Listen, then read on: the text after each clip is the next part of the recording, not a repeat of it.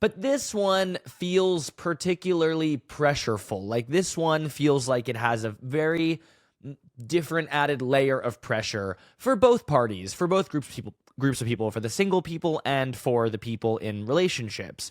And today I'm going to be talking about both of those people, to both of those groups, to the guys that are single and to the guys that are in relationships.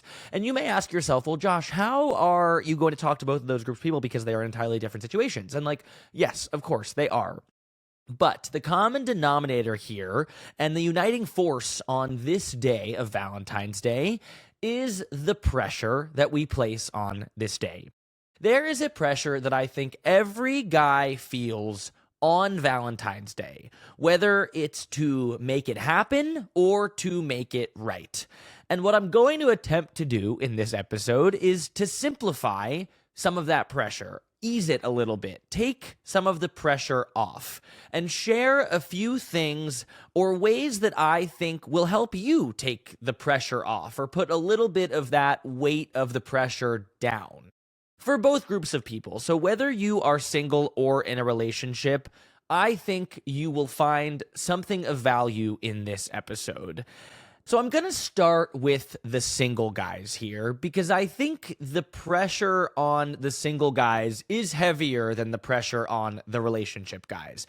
Because if you're in a relationship and you don't get Valentine's Day 100% right, you have a lot of time to make up for it. You have a lot of days that you can make corrections and you can be a better boyfriend and you can show up in different ways or show up in better ways. But the pressure on the single guys, and I know this firsthand because I've felt this many times before in the past few years. I've felt this, and there's a pressure around this holiday to have a relationship, to be in a relationship. It's kind of a reminder that you're not. It's like a pretty heavy reminder that hey, you are so fucking single and everybody else is not. And it feels like everybody else around you is not, because you open your phone and you see everybody's Instagram posts and you see everybody's stories, valentining their girlfriends and saying, I love you and I can't wait to spend the rest of my life with you and you're my other half. And then in reality, they're getting a huge fight because he bought her purple flowers instead of pink flowers and made the wrong reservation or made the wrong time or forgot to make a reservation or all this shit that happens in the back end. But you never know because on Instagram or in public, they're the happiest couple on earth.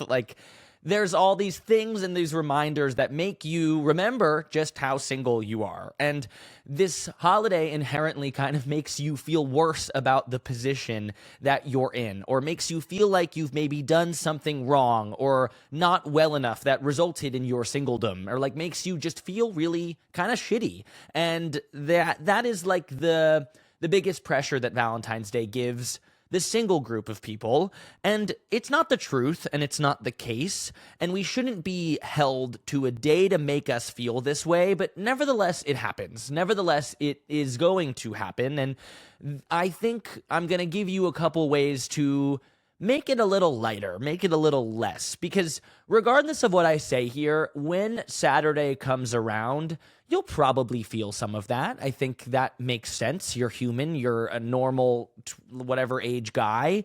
It's normal to feel some sort of way about not having what you want right now, or not feeling like you have what you want right now. And when this day comes around, it just makes that a little harder and a little worse. And it's just the unfortunate part of this holiday. It really is. It's kind of in group versus out group. If you're in it, you're in it. And if you're not, you really feel like you're not. Now, this could make you feel super shitty. It could really put you in the dumps about yourself. And it could make you feel a lot worse about your current position.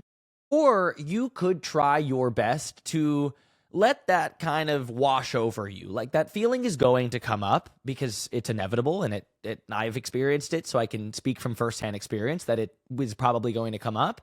And you can try your best to kind of see it and then not feel it so intensely and let it go a little bit. And I think the best way to do that is to make a plan, whether it's with some single friends that are also available and have nothing else to do and make a plan with them. You could go out to dinner. You could have them over to your apartment for a game night. You could go to the movies. You can do whatever. But I think having a plan or having something to do, it just takes you off of your phone and out of your head for a little bit. And it takes you out of the thought or the mindset that you're feeling sorry for yourself or you're feeling bad about yourself.